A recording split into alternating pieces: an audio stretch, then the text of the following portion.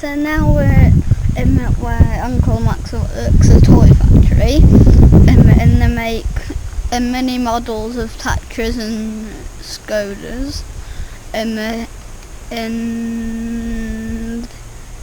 now we're going in to look at how they make those things.